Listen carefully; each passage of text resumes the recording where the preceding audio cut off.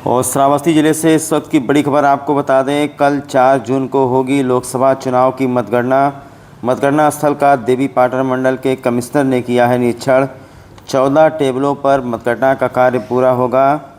भिनगा विधानसभा में 28 चक्र और श्रावस्ती विधानसभा में 32 चक्र में मतगणना कर ली जाएगी पूरी। मीडिया एजेंट के लिए बैठने और पार्किंग की गई व्यवस्था। गर्मी से बचने के लिए कूलर, पानी आदि की व्यवस्था की गई।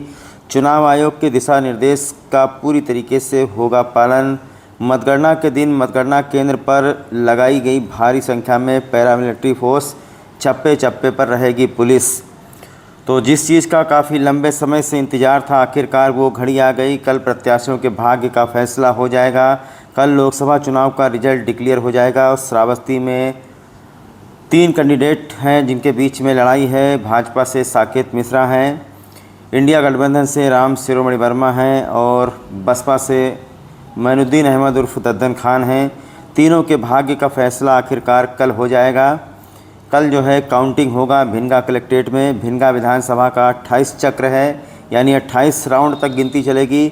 और श्रावस्ती विधानसभा में 32 राउंड तक गिनती चलेगी।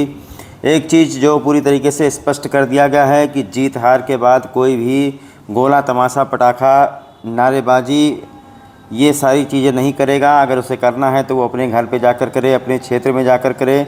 सड़क पर बिल्कुल ही कोई भी गोला, तमाशा, पटाखा, कोई भी जुलूस, कोई भी चीज़ नहीं होगा। इसके लिए पुलिस लगाई गई है और जिला प्रशासन की तरफ से बताया गया है कि शांतिपूर्ण मतगणना करने में आप लोग अपना सहयोग दें। किसी भी प्रकार की अराजकता या किसी प्रकार का अगर किसी ने बाधा उत्पन्न करने की कोशिश की, किसी ने दंगा बवाल काटने की कोशिश की, तो उसके ऊपर गंभीर धाराओं में मुकदमा पंजीकृत करके उसे दंड दिया जाएगा।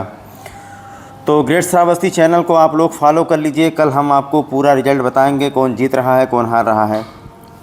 कल मतगणना है, क्या तैयारी है, कितने चक्र में गिनती होगा और कितने टेबल लगाए गए हैं? जैसा कि आप लोग जानते हैं कि श्रावस्ती डीओ महोदया के अंडर में 2 विधानसभा है, 289 भिनगा और 290 श्रावस्ती।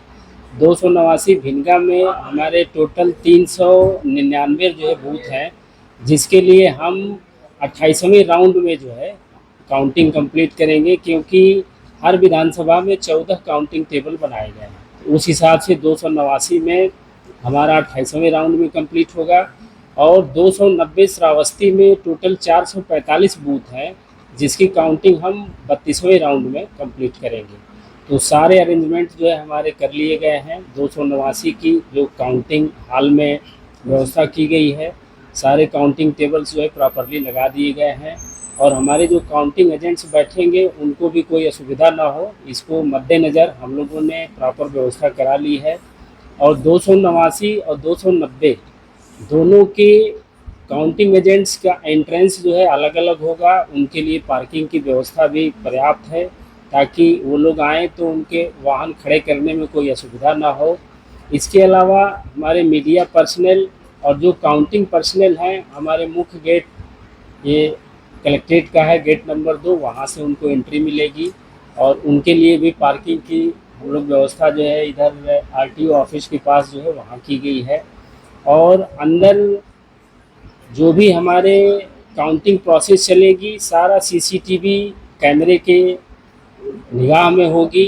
वो स्ट्रांग रूम से मशीनें लाने के लिए अलग अलग सेपरेट गैलरी है 289 और 290 की, ताकि कोई भी मशीनें इस तरह की आशंका न हो कि मिक्सअप हो। तो अलग अलग गैलरी बाकायदे उसको जालीनुमा जो गैलरी बनती है उसको लगाते हुए हम लोगों ने बनाया है। किसी भी प्रकार से एंट्रेंस या एग्ज़िट को लेके कोई हाँच पाँच न हो, इसको पूरा ध्यान रखते हुए व्यवस्था की गई है।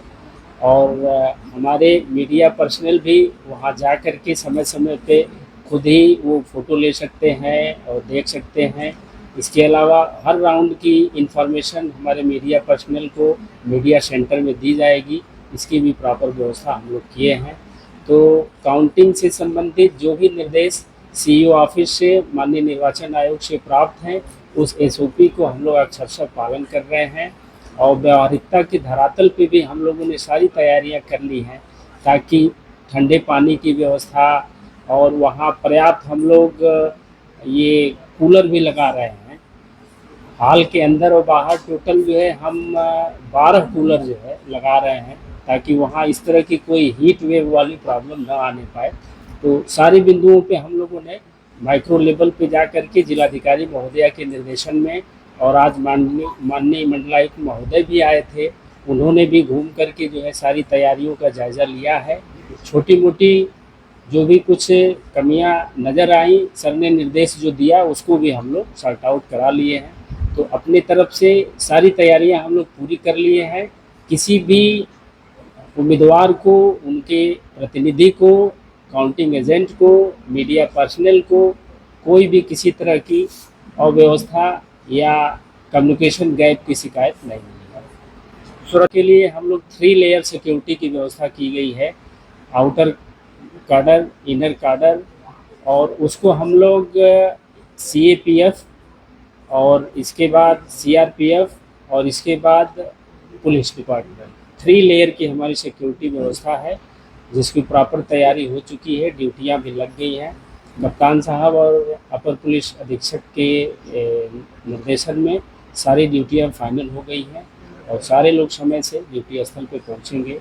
तो किसी भी प्रकार की सुरक्षा के दृष्टिकोण से भी कोई दिक्कत नहीं आएगी। मतगणना स्थल जो बनाया गया है, अक्सर ये देखा जाता है जब काउंटिंग होता है चुनाव में, तो बिल्कुल कलेक्ट्रेट के सामने ही सपोर्टर आके भारी संख्या में भीड़ लगा लेते हैं। उनके लिए क्या गाइडलाइन है, क्या निर्देश है? उसके लिए आज सुबह सारे उम्मीदवार या उनके जो इलेक्शन एजेंट हैं सुबह 11 बजे बुला करके जिलाधिकारी महोदया के निर्देशन में उनको स्पष्ट निर्देश दे दिए गए हैं कि इस कैंपस के अंदर, काउंटिंग हॉल के बाहर या कलेक्ट्रेट परिसर के किसी भी स्थान पे किसी प्रकार की नारेबाजी या जोशीला भाषण कोई नहीं करेगा। इसके लिए पुलिस की तरफ से भी पर्याप्त निर्देश दे दिए गए हैं।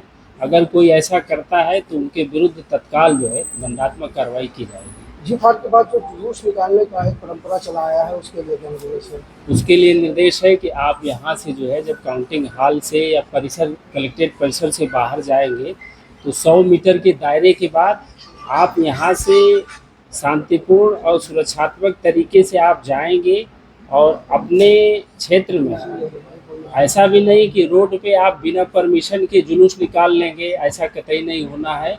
आप अपने एरिया में जा कर के अपने जो पार्टी का कार्यालय है और रोड साइड एरिया को छोड़ते हुए आप अगर ऐसा कर रहे हैं तो प्रॉपर वे में करेंगे।